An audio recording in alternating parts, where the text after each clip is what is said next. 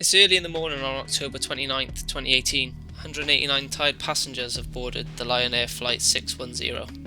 The flight is scheduled to depart from Jakarta International Airport, heading towards its destination, Pangkal Pinang. A flight time of only 60 minutes.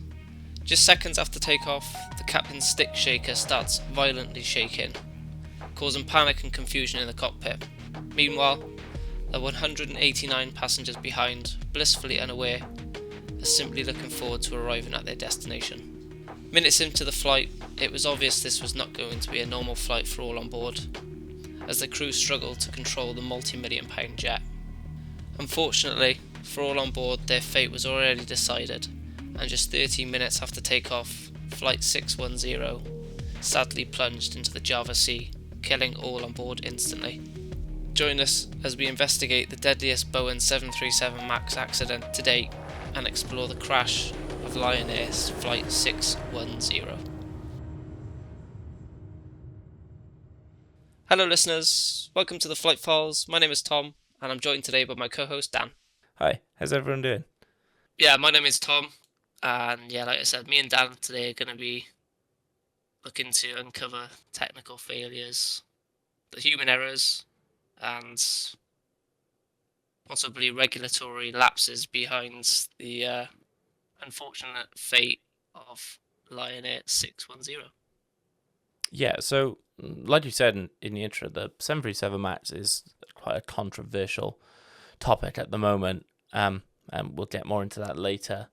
But we just want to welcome you to the Flight Files. This is the first episode, the debut episode of the podcast.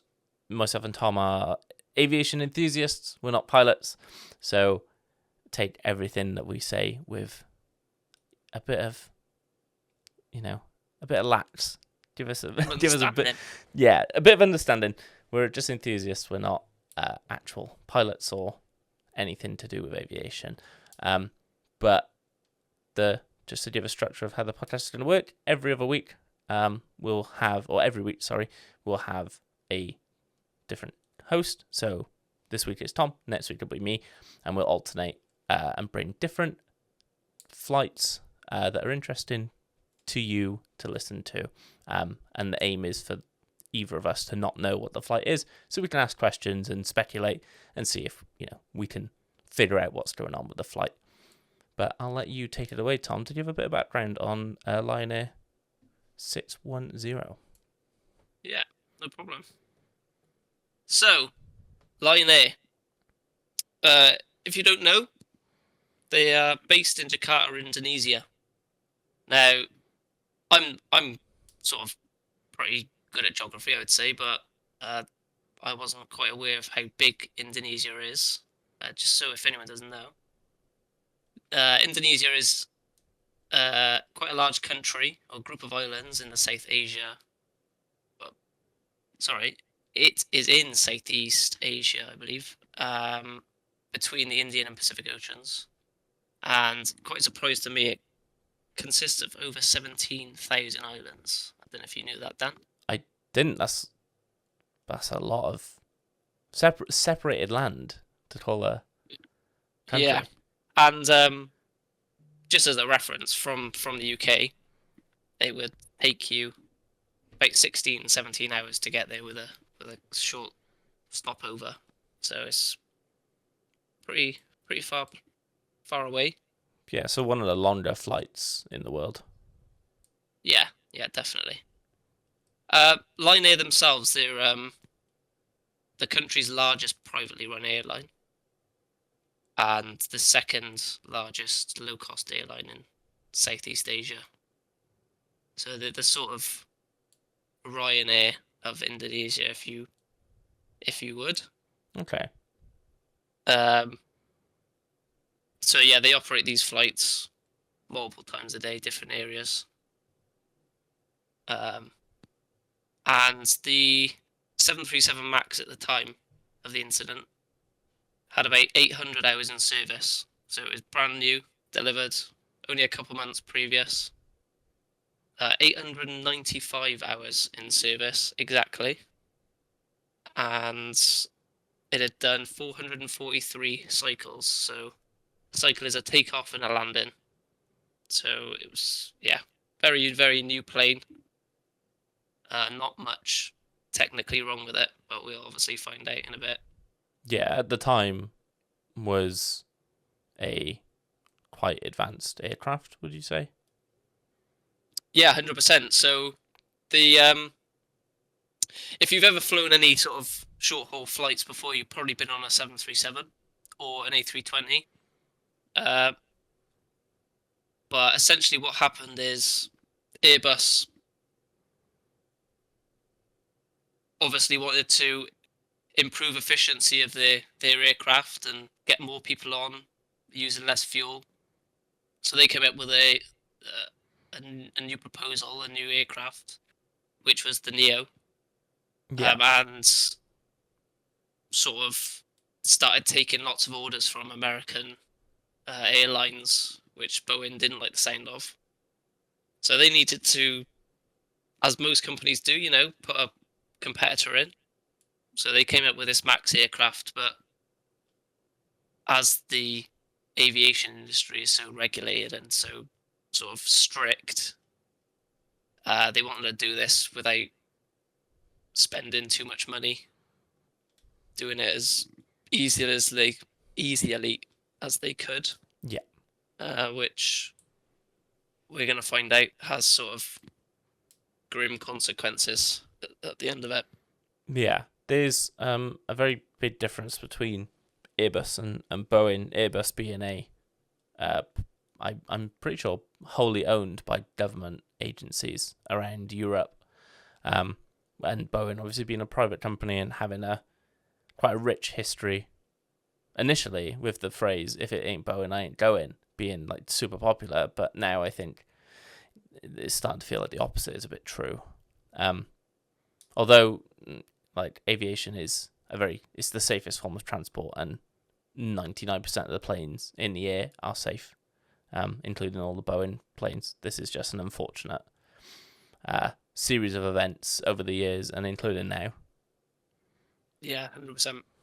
Yeah, these again, these podcasts are not to sort of put you off flying, or we're not trying to sort of benefit from the misfortune of others. This is It's purely educational.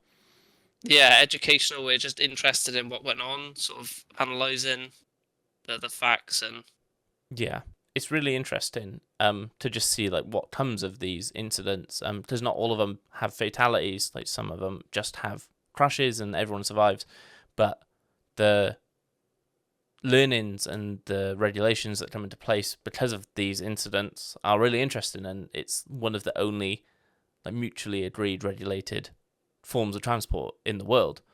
So it's all designed to make aviation safer, long term. And in the future, we'll delve into some of the earlier flights and some of the first incidents, because they're really interesting, as how they managed to really shape the way of aviation. But let's go back to the Lion Air flight. Yeah, definitely. So, as I mentioned, the flight was a short hop flight, basically, from Jakarta to Pangkal Pinang. Again, hopefully I'm saying that right. There were 181 passengers, 8 crew. And yeah, the flight was only a 60-minute hop, basically. The flight crew was very experienced, so the captain was Aviation. I believe that's how it's said. He was 31 years old. He was an Indian national, and he had flown with the airline for more than 7 years, accumulating just over 6,000 hours of flight experience, 5,200 of which were on the 737. And his co-pilot, Harvino, was 41 years old. He had over 5,000 hours of flight experience, with 4,200 of them being on the 737 as well. So both very familiar with the 737. Yeah, and he would have been the first officer, right, Harvino? Yes, he was the first officer, yeah. So yeah, the 737 and the MAX, basically identical planes, designed that way so that training was kept minimal. But again, we'll see what sort of effect that has. So we're just gonna use a few common terms if you're not too sort of aware of the aviation industry too much. So going to be talking about angle of attack. I just wanted to give a quick explanation of what that is. So it's essentially the angle between the oncoming wind and the plane's wings. If you can picture that, it'll sort of make this picture a little bit make that a bit more sense. But again, we'll talk about it later on. Trim essentially takes a really, really simple way of saying it is it takes the weight off the yoke, the flight control for the pilot, and it allows them to sort of maintain a climb or maintain level flight while the plane is flying essentially. And MCAS, which is the big one for this flight and the MAX. MCAS stands for Maneuvering Characteristics Augmentation System, and essentially it is an automated feature on the MAX designed to make it handle similarly to its predecessor, which would be the 737 NG or next generation. So basically, the design feature of the MAX meant that it had larger engines for better efficiency, and they were placed further forward. I believe they were placed further forward because they were larger, they couldn't fit under the wings because the nose wheel on the 737 is quite small. Okay. So they had to actually move the engines forward. So that changed the aerodynamic sort of property of the plane itself, and it would cause the nose of the plane to rise more than the predecessor plane would. Yeah, and so that would have been why MCAS was introduced into the MAX? That was why MCAS, yeah. So MCAS is essentially an anti-stall system. Okay, so because the nose rises uncontrollably, yeah, the basically if the sensors on the nose of the plane detect a high angle of attack, so the nose is pitched up too much, MCAS automatically brings the nose down without the pilots having to do anything. Okay. Counteracts the lift and prevents a stall. And is that in addition to the anti-stall protections where the yoke would shake if you're in a stall? The stick shaker is just that's just a normal feature. Yes, that's already on the plane. Yeah. So, yeah, background. So the background to this incident was quite interesting. Several days before, the left side angle of attack sensor was showing spurious readings. Maintenance. This was reported at maintenance. Actually, replaced it a day before the accident flight. Just a day. A day before. And even more chilling, the previous flight crew, before the crash, so on the flight to Jakarta, experienced similar issues that the crash flight had. We'll get into those issues later. So there was already known issues with the previous flight crew. There was already known issues, yeah. So on that, I mean, I can probably better if I say it now. Actually, on the flight before, the airspeed and altimeters failed on the captain's side. So the captain's and the first officer's instruments for airspeed and altitude started reading differently.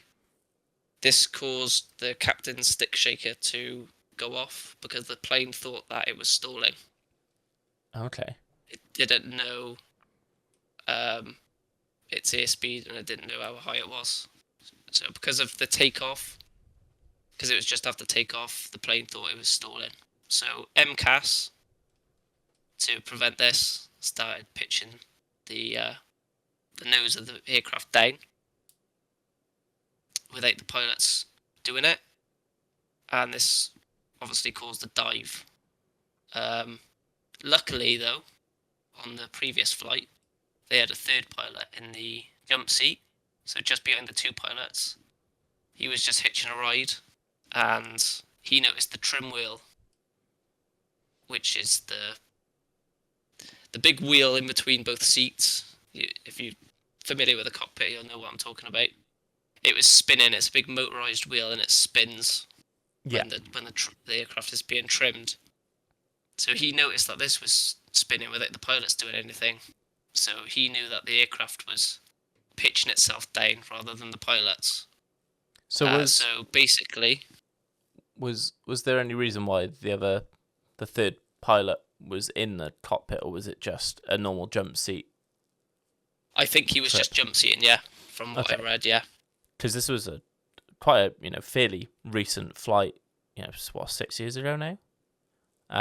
Yeah. Whereas back in the day, 3 people in the cockpit was normal with the flight engineers. Yeah, quite right.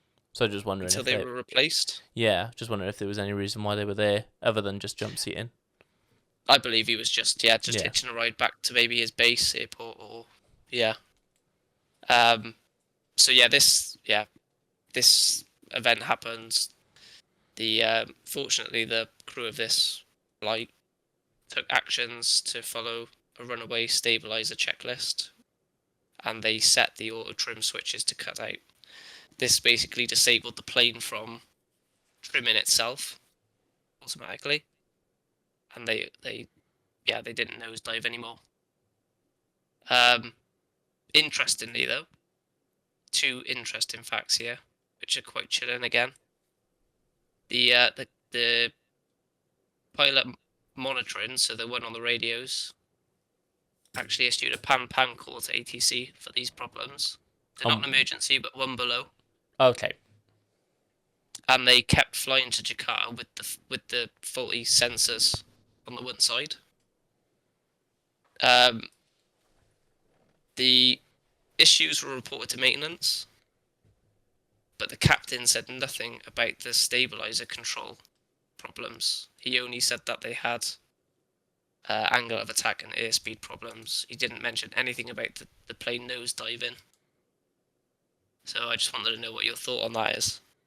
So there was no mention at all of what the actual problem was. Obviously, the airspeed and angle of attack problems are big, but the stabilizer being out of control was the fix.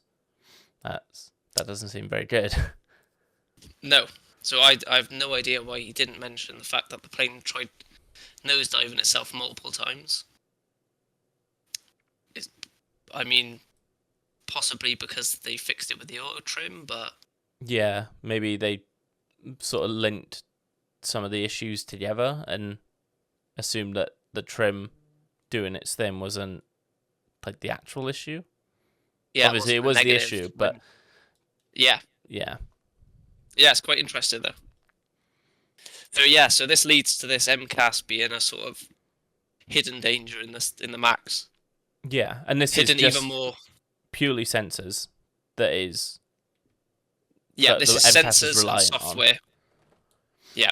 So instead of changing the aerodynamical design of the aircraft, Boeing essentially put a bit of software in to allow them to fit those larger engines, make the plane more efficient, etc.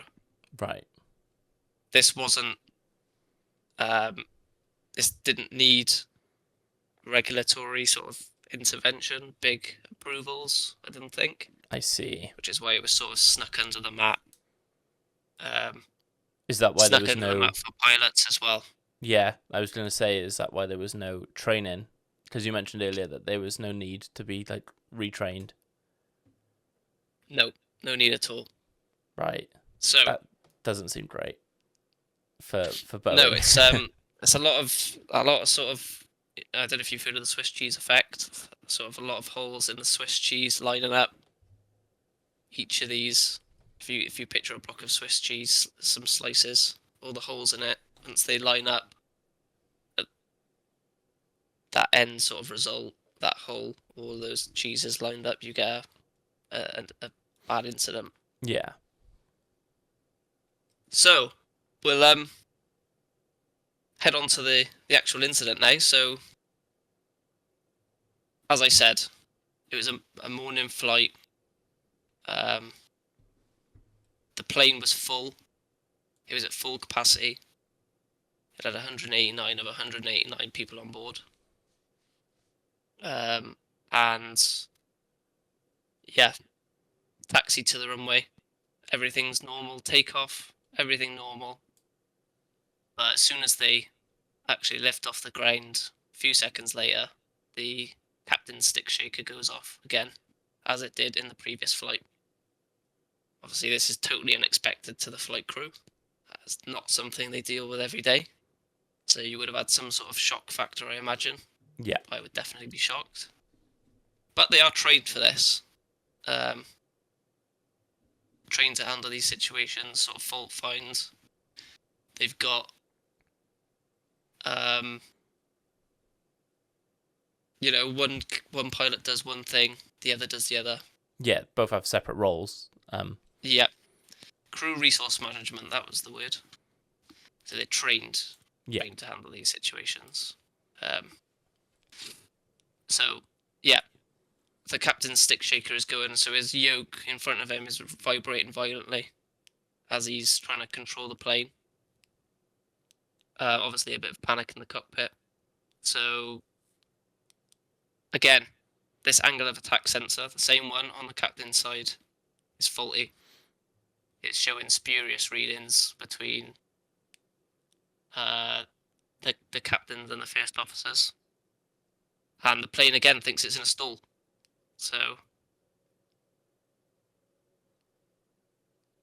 trying to solve that is tricky. Yeah, they're trying to. Is the plane stalling? Are they going to sort of drop out the sky? Or yeah, because that would inform. They're working with different information as well, so they wouldn't be able to really come. I can imagine if being in that situation, you wouldn't be able to come to a conclusion on what's actually happening if your data isn't aligned. Yeah. So yeah, you've just taken off, and the plane says, "I might stall. I might fall out the sky." So yeah, again, panic, sort of confusion in the cockpit. What's going on? At this point, the passengers in the back probably know. Not aware of what's going on in the cockpit in front of them. Yeah, that must have been awful. Which is quite a horrible thought, really. Do you know how high up and how low down they were going each time? Is that something that was available? I think it was sort of 500 to 1,000 feet, sort of up and downs when MCAS started sort of taking over. That's quite significant. Yeah. So so the captain obviously sort of takes a step back and sort of asks the first officer to contact ATC, ask him for a hold so they can sort of troubleshoot the problem because something's not right. Yeah. While doing this, the plane pitches up and down around 30 times from the flight data recorder. They're on a roller coaster then. So it is a roller coaster. Yeah, I would imagine the passengers at this point are starting to, panic. Yeah. Definitely something's not right.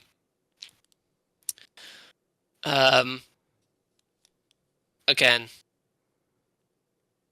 neither pilot's sort of seen the issue that the previous flight had with this stabilizer.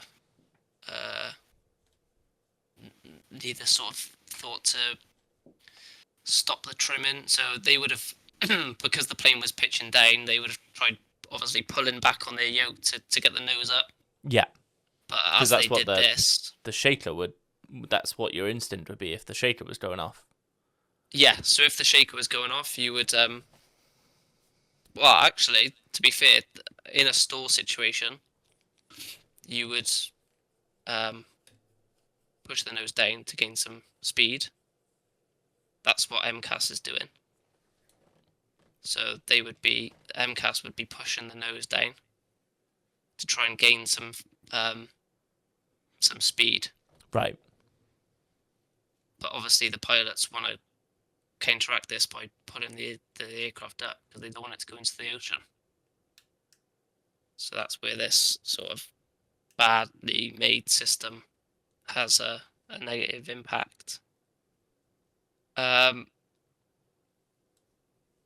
Yeah, so the 737 that they're used to, the one they've got thousands of hours of flight on, Yeah. when they trimmed manually, they would override whatever the computer was telling them. So if they trimmed for the nose to come up, the nose would come up and it would stay up. Whereas on the Max, this MCAS system's been introduced to obviously counteract the effect that the new engines have, and the pilots can still override it, but it would cut back in a few seconds later. So they'd get a brief bit of respite where they climb a little bit, and then again, it still thinks it's stalling, so it nosedives you. Yeah. And unfortunately, this sort of back and forth became a losing battle to the pilots, and the trim became too much on the MCAS system that it essentially nosed down the plane while the pilots couldn't do anything. They couldn't pull up, they couldn't trim up. They were just flat down in a nosedive down towards the ocean at 400 miles an hour. 400 miles an hour.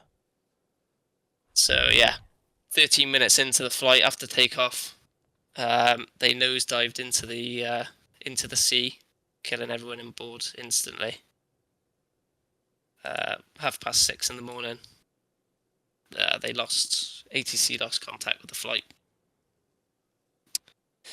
So yeah, not very nice to think of, but a lot to sort of go at investigation wise. What went so wrong that this plane thought it was in this dire situation when it really wasn't. There was nothing wrong with it. It was a brand new plane. And sort of how did this software get introduced that has taken the lives of 189 people? Yeah. So yeah, we can sort of look into the investigation and aftermath. So I have a prediction. Unless you've got any questions. I have a prediction on what I think went wrong. Okay. So I'm vaguely familiar with the issues of this flight, but not enough to know what happened. Yeah. Why it happened. I know what happened. I didn't know why it happened. I think the sensors that were replaced, or there was the one sensor that was replaced on the previous flight. Yeah. I think due to there's a faulty that same sensor that was replaced was faulty, and I think there might have been a software issue too. Yep. Yeah, you're not far off. What do you sort of think of that 30 minutes that, the pilots had? Do you think they could have... I know we're sort of backseating, it's not our place, in this sort of moment. No one knows what they would do, but how do you sort of think they felt? I think you're dealing with a plethora of different issues there. You're pitching up and down. What was it, around 30 times you said? Yep. And the plane's telling you to nosedive, but you can clearly tell that you don't need to nosedive. Yep. I don't know if you, especially if that wasn't a system you're familiar with on board, I'm wondering if in the investigation section that's coming up, you'll mention it if there was anything about documentation given to the pilots of the 737 MAX, or if it was just sneaked onto the plane. Because I think without training and knowing what's going on, your instinct is to just fight the auto trim as you would if it was happening on the 737. Yeah, I guess. just fight what's happening with you straight away. Yeah, because they're only working with the information they have. So if they're not aware of the MCAS system, then I would say that I don't think there's any. I mean, obviously the prevention could be Boeing not pushing this through. Yeah. Unregulated or loosely regulated. But I think if you're not aware of it, it would be nearly impossible. And the only reason that the flight before it wasn't a tragedy in itself was because there was a third pilot happened to be jump seating on board. Yeah, that extra set of eyes sort of made the difference for that crew. Especially because the jump seat is a bit behind as well, so they have a more of a wider view of the cockpit as opposed to what's directly in front of them. Instead of off to their, first officer would be the left, and it'd be sort of like for the captain like lower right. So that jump seat guy, obviously, or female, I'm not sure if they were male or female, but I guess they sort of felt like they weren't working. Do you know what I mean? That sort of feeling. But no, you're on the right lines, Dan, to be fair. Obviously the investigation started straight away. I think it took a couple hours for them to get out to the wreckage. I think it was near an oil rig. I think oil rig workers seen the plane actually crash into the ocean. Okay. So yeah, it took about 3 days for them to find the flight data recorder. 115 feet in. That's what's known as the black box, right? That's the black box, yeah. Yeah. The black box, which is orange. Oh, I suppose easily identifiable in a crash. Yeah. I suppose black would be like nearly impossible to find, especially especially deep in the ocean. Yeah, or if you crash in in a woods or a forest, pretty sure that'll blend in a fair bit more than the orange. That's why life jackets are orange. Exactly. You could be spotted.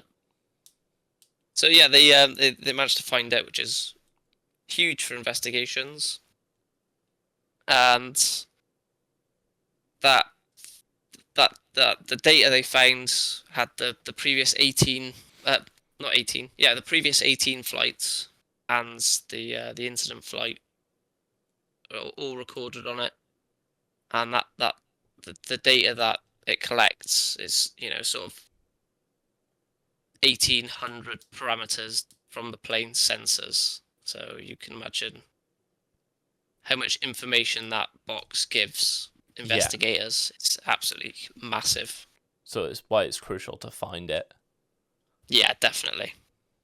So I think straight away, the first couple of weeks of the investigation, I'm not entirely sure, but they seen that there was a discrepancy between the angle of attack sensors. So the left, which is the captain's, was actually 21 degrees off from the first officer's. What? So the plane thought it was pitching up 21 degrees more on the captain's side. So what do you mean by that? Like the readings were wrong, or the actual sensor was 21 degrees, like angled on the plane itself? The reading. Oh, okay. So it would have been in the same position as the other one, I imagine. But it was reading 21. So what they believe happened is that the sensor was actually improperly calibrated before it was installed in Jakarta. And is this the new one that they replaced? That was the new one, yeah. Right.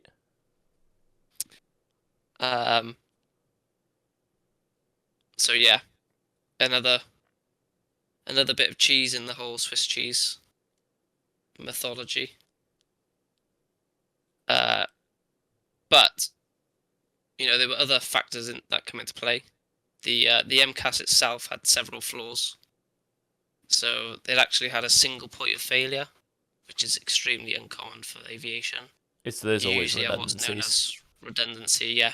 Yeah. So a backup, and in case of aviation, a backup of the backup is very common whereas this system, it had single point. It didn't have any redundancy in it. So if either one of those sensors failed, it would cause the system to it cause the MCAS system to not work as it should.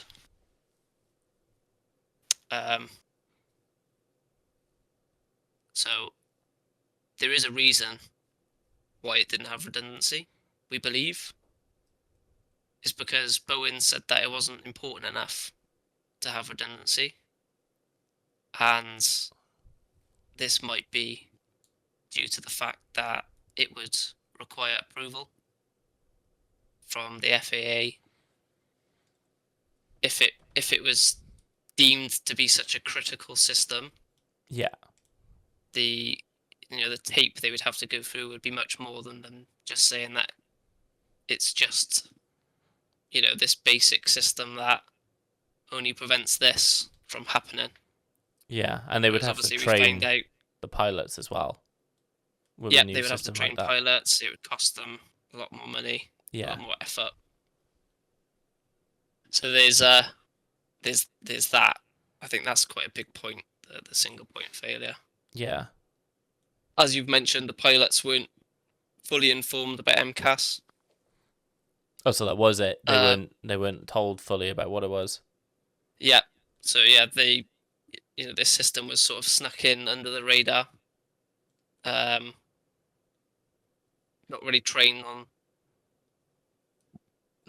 the existence of the system itself. So these pilots were flying the plane, not even knowing that system was doing stuff. They didn't even know it existed. Yeah. Because, like I just said, Boeing didn't deem it important enough or needed enough for pilots to know about it, which I think is crazy. Yeah, it's negligent. I definitely think it's negligent. Yeah, it's corporate issues getting in the way of people's safety. Yeah. And I think it's hit them quite hard. I think if they could, get in a time machine and take the clock back, I reckon they'd probably train people on what the system is. But that's that's something we can talk about later, maybe. Yeah. So yeah, that was the investigation in a nutshell. Essentially, MCAS drove the plane into the ocean. It was a software malfunction that the pilots had no control over, apart from using the switches to cut out the auto trim. Now, this just was not known to the pilots. It didn't sort of, the problem didn't show itself as a runaway stabilizer problem in the moment. And as I said previously, the older 737 operated differently. When they manually trimmed, it sort of stopped the auto trim from doing its thing. So that's why they thought when they were trimming, they would have naturally trimmed and expected the plane just to sort of level off, but it kept nosediving. Yeah, I remember hearing somewhere about that MCAS system in particular. Like, although the plane was airborne for 13 minutes, they had like a very small window of time to actually address the issue. Yep.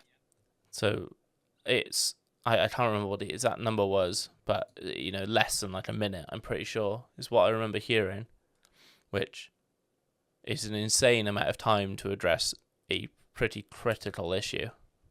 Yeah, you've got all these buttons and switches and stuff in front of you. You've got almost 200 people behind you, and time. I can imagine time goes very, very quickly in those moments. Yeah.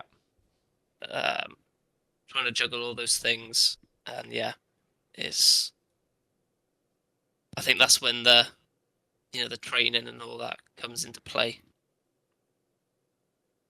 But unfortunately, for this flight, I just don't think fate was on their side. No. So interestingly, just a quick pointer. Between November 2018 and January 2019, investigators discovered MCAS's role in the crash, and Boeing actually acknowledged the issue and sent out a software update for the 737 MAX for all aircraft. 3 months later, however, another MAX crashed in Ethiopia due to similar MCAS system failures, and that killed 157 people. Oh, wow. So that's like over 300 people who lost their lives for a system failure. Yep. So Boeing acknowledged it. They issued a software update, and again, the plane crashed and killed almost 160 people. So at that point, the 3 days after that crash, the FAA grounded all MAX aircraft all over the world. Countries followed suit, and then in June of the same year, 2019, Boeing redesigned the system. So they tried sneaking it through. 2 planes crashed, killing, like you said, over 300 people. And a couple of years later, they redesigned it because obviously it was not fit for purpose. It had flaws, putting people's lives at risk. So, just a discussion, Dan. I guess what are your sort of feelings on it? How do you think Boeing handled it? So I'm surprised that a new aircraft can be brought in without any like regulation of all of its systems. Like, I understand that it's just sort of like a new model of the 737, but it is in practice an entirely new aircraft with potentially the engines, like you said, moved to the front, or closer to the front. So there's already design changes, so you would think that the whole aircraft would have to be regulated and everything would have to be signed off. But clearly in this case, it wasn't. But are the regulatory issues and processes done by just one institute? Like, would they just have to go through the FAA or would they have to get everything approved through every aviation agency? Quite possibly, yeah. I know what you mean. Sort of globally. Yeah, because I can understand I don't know if why. It's FAA because of Boeing. I don't know if maybe it's because they're American. Yeah, like if the FAA sign off on it, do they have like a? Because there's some airlines operate together. So like a British Airways flight can be an American Airways flight. So is it like if the FAA sign off on it, everyone else is okay with it because they all have like an agreement? That makes the most sense because otherwise submitting to every single agency. Yeah, it must be that. Yeah. So I can get why. I suppose the FAA also plays a role in it. But it's good that they fixed it, I guess. It's sad that it took over 300 people, but at least they fixed the problem. Yeah, definitely. Yeah, no, I completely agree with what you're saying. Boeing have essentially made a completely new aircraft. Found a loophole that saved them a lot of time and a lot of money. Which, if sort of looking at both sides of the fence, you can understand from a business perspective, but you've also got your business's reputation and sort of outlook on the line. Maybe they were risking that. Well, obviously they were risking that Yeah. because they had these two incidents Yeah. with the same system. I think it's interesting if you think of like a comparison to the motor industry and Boeing and Airbus being the predominant players in commercial aviation, and how any sort of crash is really publicized and talked about, but it doesn't really follow suit in the motor industry. Like, I suppose if a Tesla has a crash because of its autopilot, it's talked about because Tesla's a new company and it's electric car hate and all that sort of stuff, and self-driving, even though planes pilot themselves with those systems, not similar systems obviously, but they pilot themselves for the most part. But the comparison I find always quite interesting, that they would even risk that, knowing that they are one of a few in the aviation industry, and a lot of people can just go, yeah, we're not going to buy your planes anymore because they're not safe. Yeah, 100% agree. That's a good point, actually. I do think there's an unfair comparison between Boeing and Airbus, not because Boeing do anything differently. It's just the owners of Airbus they're already regulated themselves, on top of having to get everything through regulations anyway, because the government agency is going to be a lot more cautious with their money than Boeing, who has shareholders. Yeah, 100%. I haven't thought of it that way, actually. Yeah, being private, I guess they're trying to like you said, make their shareholders happy. Their shareholders are saying Airbus have just released this brand new aircraft, which is 15% more efficient. You can get 20 more people on board. What are you going to do? How are we going to compete?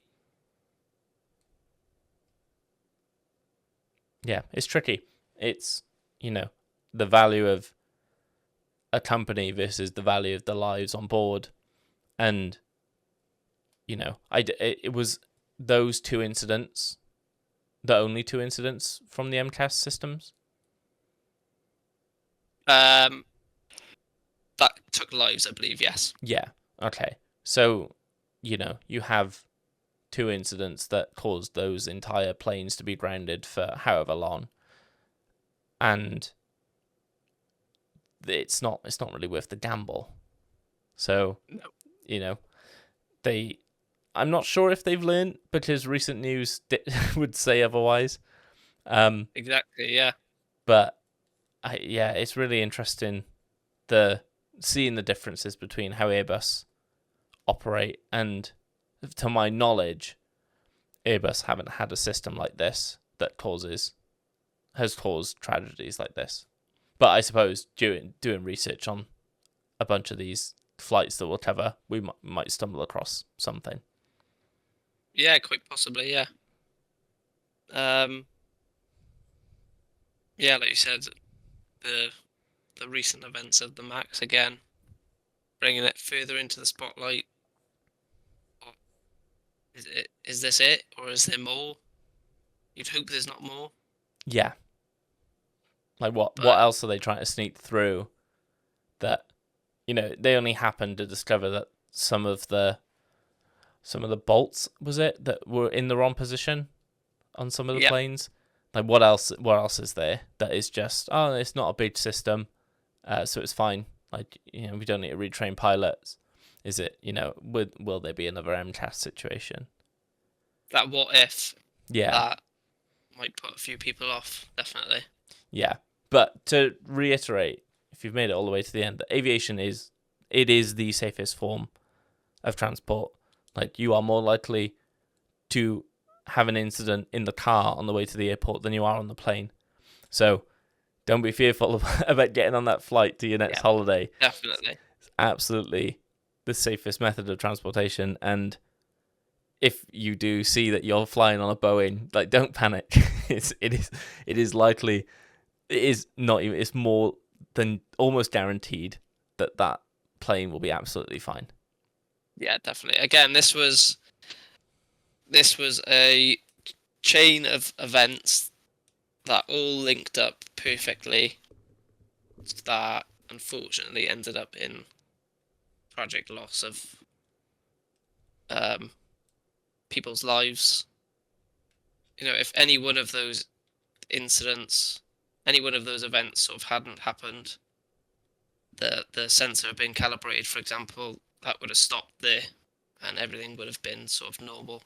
But it's the lining up of those events that sort of set the fate, unfortunately. Yeah, just a few sort of, I guess, dominoes. It's a domino effect. Dominoes, definitely, yeah. It's just the chain reaction of a few poor decisions that led to this. Yeah. But that was really interesting, because like I said earlier, I've heard of this flight, but I didn't know the exact reasoning as to why it failed. So I'm glad my guess was right. Yeah, no, you were pretty spot on, to be fair. I did have a last quick question. Have you ever been on a 737? I'm not sure is the answer. It's only recently that I've started checking what plane I'm going on, just out of curiosity. So the likelihood is that in my younger years I probably have, but yeah, probably. I think in the past 5 years I haven't.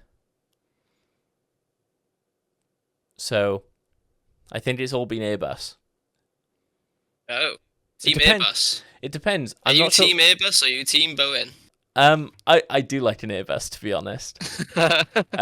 For those of you who don't know, me and Tom, we do flight sim stuff as well. And for me, my favorite plane is the 320neo at the moment. So I'm slightly more leaning towards the Airbus. But I do appreciate the Boeing planes. I don't like flying the 747 in flight sim. But that's a personal opinion. Getting on a bit of a tangent here. Those damn trims. Yeah, the old trim in the 747, yeah. Yeah, I would, completely unrelated to this, I would definitely say I'm a Airbus man. I just like the way they do stuff. Again, purely from flight sim experience. No actual feeling of the plane, but yeah, Airbus all the way. Thank you everyone for, I was going to say watching then, I'm so used to making videos. Thank you everyone for listening to the first episode of the Flight Files, that's what we're calling it. We will get more accustomed to doing podcasts as we go on. So please bear with us as we feel our way through how to structure these and the pacing and everything like that. But we appreciate anyone who's listened to the end. That's very nice of you. Definitely. We are in the process as well of setting up some socials, so we will start promoting those as we go through the later episodes. The socials will just post sort of supplemental information. So for this flight, Tom has found the flight path. So we'll post stuff like that so that you can sort of get a better understanding of some of the things that we're talking about, because podcasts aren't visual. No, yeah, I agree. Yeah, just as a closing remark, I'd like to say thank you for being a good listener, Dan. You're welcome. It's been some, very interesting. Good questions, some good points out there. And I definitely look forward to hearing your story next time. Wonder if I've heard of it. I might not have. But yeah. Maybe. There's a lot of incidents out there, so it's likely that most episodes we're not going to have heard the other one, which is good. No. But yeah, thank you everyone for listening, and we will be releasing episodes weekly. So follow, subscribe on whatever platform you get your podcasts on. Brilliant. Thank you very much.